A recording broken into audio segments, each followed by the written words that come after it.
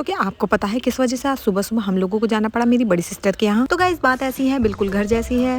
हो चुकी है सुबह, मैं सोकर उठ गई हूँ, लेकिन मेरी माताश्री अभी तक सो रही हैं। तो मैंने जल्दी जल्दी जाकर उनको जगाया और बताया कि आज हमें जाना है बड़ी सिस्टर के यहाँ। अब आप लोग सोच रहे होंगे अचानक से हमें क्यों जाना पड़ रहा है बड़ी सिस्टर के यहाँ। तो जैसे कि आप लोगों को पता है कि रमजान आ गए हैं माशाल्लाह, तो बहन ने बोला एक बार रमजान से पहले आप सब लोग घर आ जाओ, क्योंकि फिर रमजानों में तो कहीं जाना होगा नहीं। तो ये हो जाएगा हमारा रमजानों से पहले वाला गेट टुगेदर। तो मैं, मम्मी, भैया, भाभी फटाफट हो गए थे रेडी और छोटी वाली बहन को भी कर दिया था फोन, वो भी घर से निकल गई थी।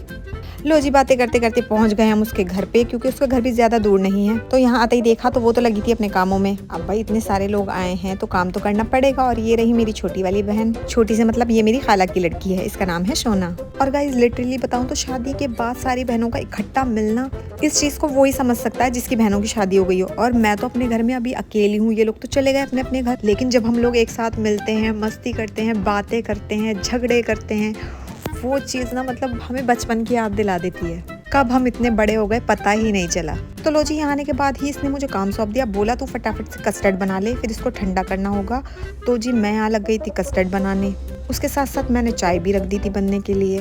चाय वगैरह पी के नाश्ता करके अब बारी आ गई थी दोपहर के खाने की। तो मैंने अपनी बहन से बोला तू टेंशन मत ले, हम लोग मिल बांट कर ही सारा काम करेंगे।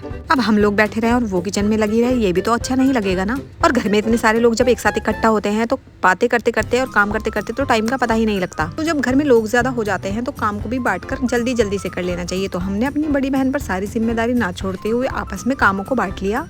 तो जी मैंने तो कर दी थी सारी तैयारियां और मेरी छोटी वाली बहन ने जल्दी से चढ़ा दी थी बिरयानी। तो जी हमारी सुपर टेस्टी बिरयानी है, आ जाओ गाइस आप लोग भी खा लो। और गाइस आपको एक बात बताऊं, दस्तरखान पर साथ खाना खाने से जो रौनक लगती है और जो बरकत आती है माशाल्लाह, ऐसा मजा तो किसी रेस्टोरेंट में भी नहीं आता। तो गाइस आप सब सिबलिंग जब साथ होते हो तो क्या क्या मस्ती करते हो मुझे कमेंट करके बताओ। तो जी मैं तो चली अपनी बिरयानी एंजॉय करने। तो व्लॉग में आगे बहुत सारी चीजें हुई हैं, अगर देखनी है तो जल्दी से मुझे कमेंट करो नेक्स्ट पार्ट। और वीडियो अच्छी लगी हो तो लाइक कर देना, चैनल को सब्सक्राइब कर लेना। मेरे चैनल का नाम है ज़ोयू ड्रीम। मिलती हूँ नेक्स्ट पार्ट में, तब तक के लिए बाय।